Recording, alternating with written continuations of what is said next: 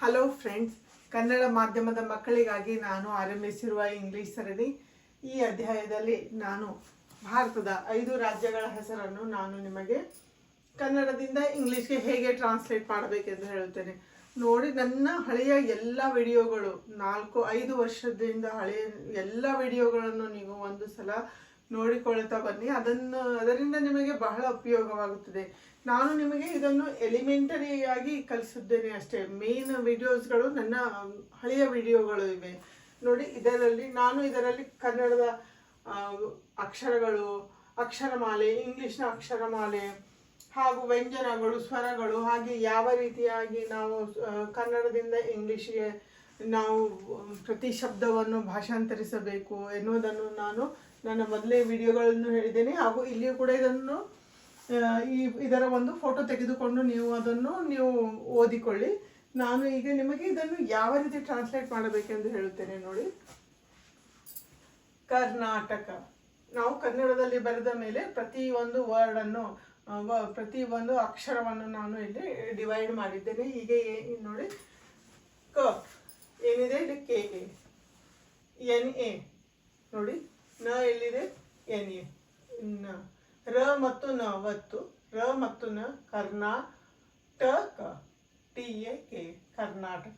ಈ ರೀತಿ ಪ್ರತಿ ಶಬ್ದವನ್ನು ನಾವು ಏನು ಮಾಡಬೇಕು, ಸೀಳಿ ಈ ರೀತಿಯಾಗಿ ನಾವು ಕನ್ನಡದಿಂದ ಇಂಗ್ಲಿಷ್ಗೆ ನಾವು ಬರೆಯಬೇಕು. ಹೀಗೆ ನೋಡಿ, K A R N A T A K A Karnataka. ಈಗ ನೋಡಿ, ಮಹಾರಾಷ್ಟ್ರ, ಎಂ ಎ ಮ ಹೆಚ್ ಎ ಹ ಮಹಾ ಆರ್ ಎ ರ ಎಸ್. ನೋಡಿ, ಷಣ್ಮುಖ ಅನ್ನೋ ವಿಡಿಯೋವನ್ನು ನಾನು ಲಾಸ್ಟ್ ವಿಡಿಯೋದಲ್ಲಿ ಹೇಳಿದ್ದೇನೆ. ಎಸ್ ಹೆಚ್ ನೋಡಿ, ಟಿ ಆರ್ ಎ ಶ ಟ ರ Maharashtra, M A H A R S H T R A Maharashtra. Orissa ನೋಡಿ, ಓ ನಿಂದ ಓ ರಿ, ಆರ್ ಐ ಸ ಮತ್ತು ಆ, ಒರಿಸ್ಸಾ. ನೋಡಿ, ಇಲ್ಲಿ ಇದನ್ನು ನಾವು ಕ ಬಿಟ್ಟು ಇಲ್ಲಿ ಆರ್ ಬರೆದರೆ R A R double A R I, ಈ ರೀತಿ ಒರಿಸ್ಸಾ. ಆರ್ ಐ ನೋಡಿ, ರಿ ಒರಿಸ್ಸಾ. ಇಲ್ಲಿ ರ ಆರ್ ಐ, ಒರಿಸ್ಸಾ. ಅದೇ ರೀತಿ ನೋಡಿ, Gujarat, G U J A R A T, Gujarat. ಆಮೇಲೆ ನೋಡಿ, ಎಲ್ಲವೂ ಇಲ್ಲಿ ಟಿ ಎ ಇದೆ. ಮಹಾರಾಷ್ಟ್ರ ಯಾವ ರೀತಿ ಗುಜರಾತ್ ಅನ್ನುತ್ತೇವೆ, ಗುಜರಾತ ಅನ್ನೋದಿಲ್ಲ. ಮಹಾರಾಷ್ಟ್ರ ಅನ್ನುತ್ತೇವೆ, ಮಹಾರಾಷ್ಟ್ರ. ಇಲ್ಲಿ ಗುಜರಾತ ಅನ್ನೋದಿಲ್ಲ, ಅದಕ್ಕೆ ಟಿ.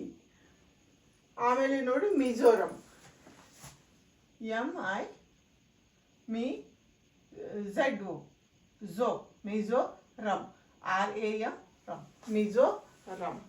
ಈ ರೀತಿಯಾಗಿ ನಾವು ಕನ್ನಡದಿಂದ ಇಂಗ್ಲಿಷ್ಗೆ ಟ್ರಾನ್ಸ್ಲೇಟ್ ಮಾಡಬೇಕು. ನೀವು ಇದೇ ರೀತಿ ಪ್ರತಿಯೊಂದು ಇಂಗ್ಲಿಷ್ನಿಂದ ಟ್ರಾನ್ಸ್ಲೇಟ್ ಹಾಗೂ ಕನ್ನಡದಿಂದ ಇಂಗ್ಲಿಷ್ಗೆ ನೀವು ಪ್ರತಿ ಶಬ್ದವನ್ನು ನೀವು ಟ್ರಾನ್ಸ್ಲೇಟ್ ಮಾಡಿಕೊಂಡು ಒಂದು ಲೈನ್ ಓದಿರಿ. ಲೈನ್ ಓದಿದ ಮೇಲೆ ಒಂದು ಪ್ಯಾರಾಗ್ರಾಫ್ ಓದಿರಿ, ಆಮೇಲೆ ಒಂದು ಪುಟ ಓದಿರಿ, ಒಂದು ಲೆಸನನ್ನು ಓದಿರಿ. ಇದೇ ರೀತಿ ನೀವು ಓದುತ್ತಾ ಹೋದಂಗೆ ಅಲ್ಲ, ಪೂರ್ತಿ ನೀವು ಪುಸ್ತಕವನ್ನು ಇದೇ ರೀತಿ ಗಡಗಡನೆ ಓದುವುದನ್ನು ನೀವು ಪ್ರಾಕ್ಟೀಸ್ ಮಾಡಬೇಕು. ಪ್ರಾಕ್ಟೀಸ್ ಮಾಡಿದಾಗ ಒಂದು ಸಲ ನಿಮಗೆ ಅದು ಹ್ಯಾಬಿಟ್ ಆಗಿಬಿಟ್ರೆ ಮತ್ತೆ ನಿಮಗೆ ಇಂಗ್ಲಿಷ್ ಓದೋದಕ್ಕೆ ಏನೂ ಕಷ್ಟವಾಗುವುದಿಲ್ಲ. ನನ್ನ ನೆಕ್ಸ್ಟ್ ವಿಡಿಯೋದಲ್ಲಿ ನಾನು ಇನ್ನೂ ಬಹಳಷ್ಟನ್ನು ಹಾಕುತ್ತೇನೆ. Thank you.